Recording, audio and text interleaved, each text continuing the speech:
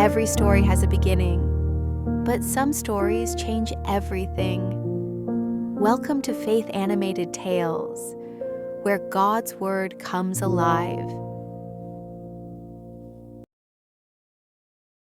So far, the world has begun to take shape.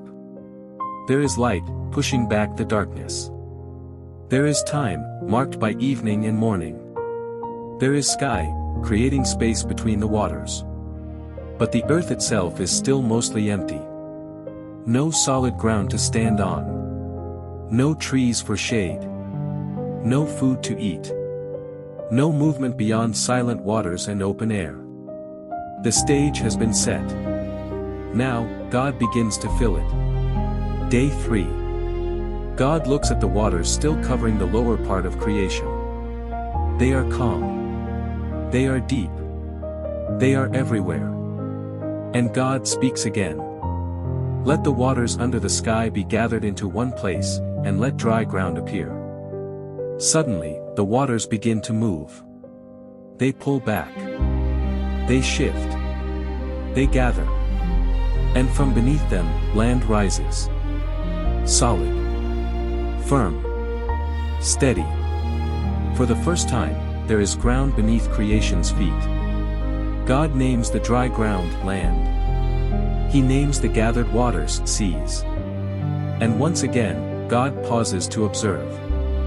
He sees what he has made, and he calls it good. But God isn't finished.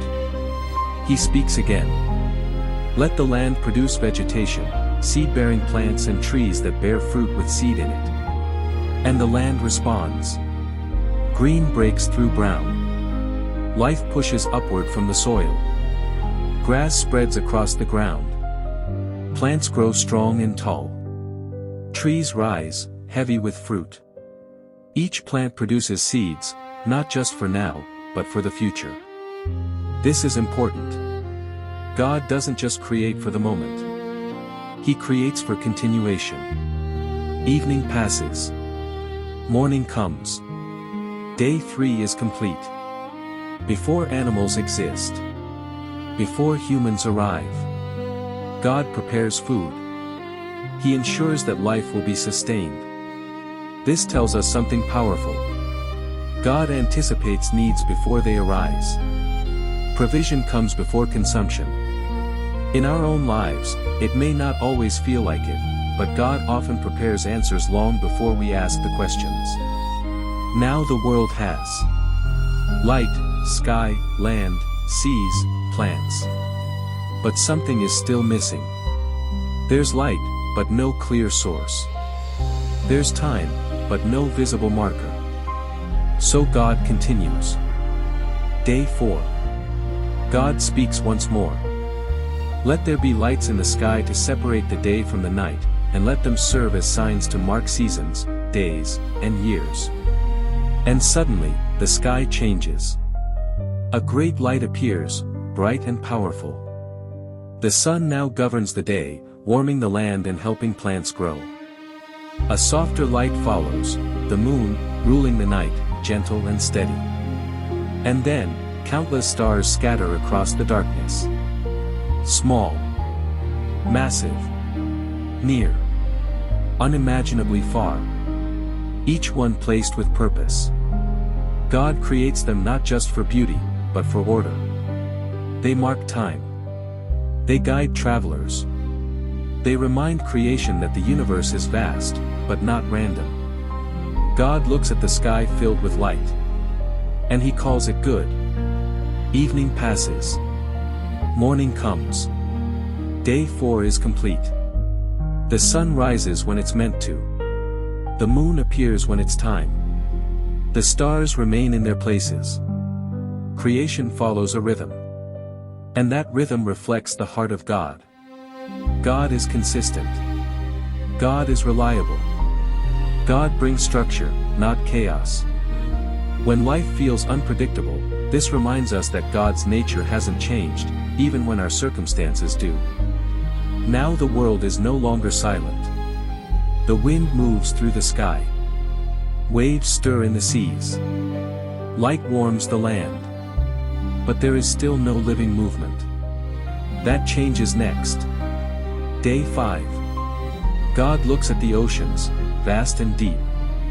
Then he looks at the sky, wide and open. And he speaks. Let the waters teem with living creatures, and let birds fly above the earth across the sky. Suddenly, life explodes into motion. The seas fill with fish, small and swift, large and powerful. Creatures glide through the water with ease. Some shimmer. Some roar. Some move unseen in the depths. Above, birds take flight. They soar. They glide. They sing. The sky, once empty, now dances with wings. And then something new happens. For the first time in the story, God blesses his creation. He says, "Be fruitful and increase in number." God doesn't just create life, he encourages it to grow. He celebrates multiplication. And once again, he looks at everything he has made. And he calls it good. Evening passes. Morning comes. Day 5 is complete. Notice how joyful this moment feels.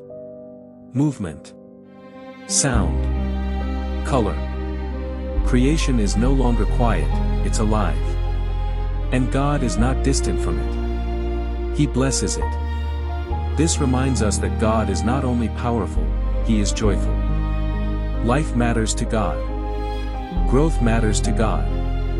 Blessing is part of his nature. At this point, the world is full, but still incomplete. There is food, but no one to harvest it. There are animals, but no caretaker.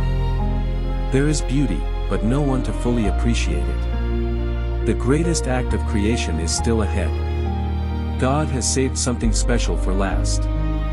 Something different. Something personal. The climax of the story is coming.